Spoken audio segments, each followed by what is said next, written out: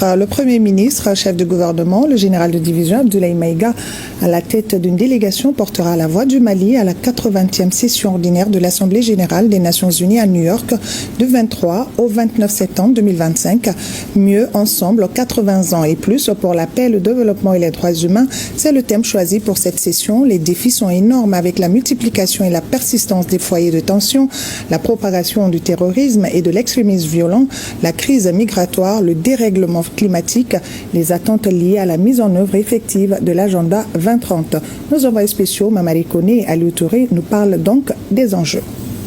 Instance centrale du système onusien, l'Assemblée générale réunit les 193 États membres. Elle joue un rôle clé dans l'élaboration des grandes orientations politiques de l'ONU, notamment avec la nomination du secrétaire général, l'élection des membres non permanents du Conseil de sécurité et l'adoption du budget de l'organisation. Ces résolutions, bien que non contraignantes juridiquement, ont une portée symbolique et politique importante. La participation du Mali à cette 80e Assemblée générale témoigne de l'engagement constant de notre pays en faveur du renforcement du multilatéralisme, gage de l'atteinte des 3 objectifs majeurs qui guident l'action de l'Organisation des Nations Unies, à savoir la paix, le développement et les droits humains.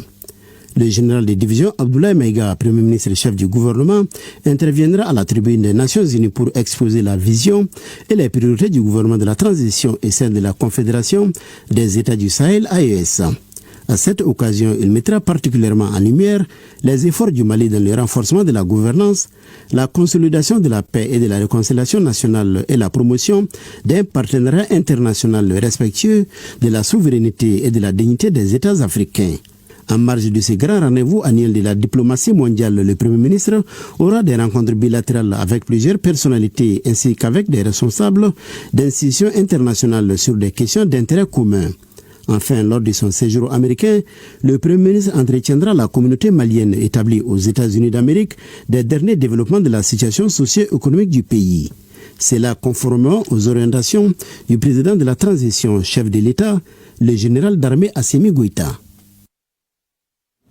Voilà, nous vous l'annoncions, le Premier ministre est arrivé ce mardi à New York pour le 80e anniversaire de l'ONU et de son Assemblée générale. Le ministre des Affaires étrangères, lui, était déjà sur place et a participé à plusieurs rencontres de haut niveau, de la migration aux questions sur la condition de la femme, aux consultations bilatérales. Depuis New York, Aïssata Ibrahim Maïga.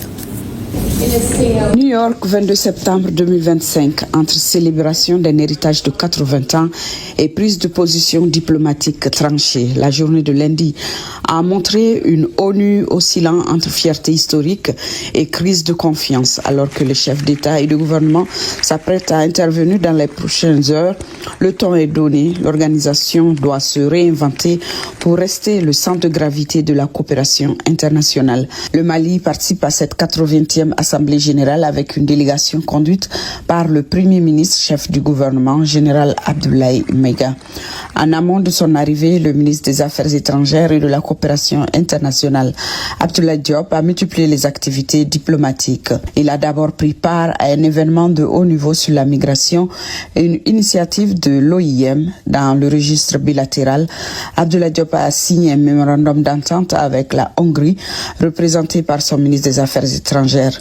Cet accord prévoit la tenue régulière de consultations politiques afin d'examiner les relations bilatérales, d'échanger sur les questions régionales et internationales et d'aborder d'autres sujets d'intérêt commun.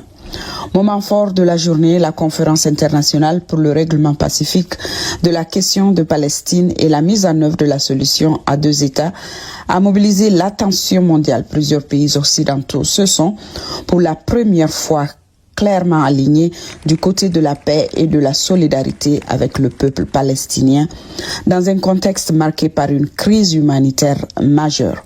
En marge des travaux, le ministre Abdoulaye Diop a eu des échanges bilatéraux avec plusieurs de ses homologues, dont le ministre des Affaires étrangères de Cuba et celui du développement international de Norvège.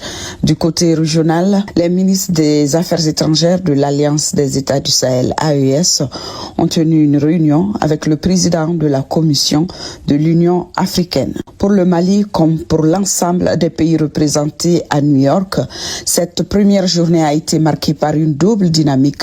D'un côté, la célébration du rôle historique de l'ONU et de l'autre, des initiatives diplomatiques concrètes sur des dossiers sensibles, de la migration internationale à la crise palestinienne. Le Mali entend ainsi faire entendre sa voix dans les grands débats multilatéraux tout en consolidant ses partenariats bilatéraux. Ici à Bamako et sur un tout autre plan, fin de la 4e édition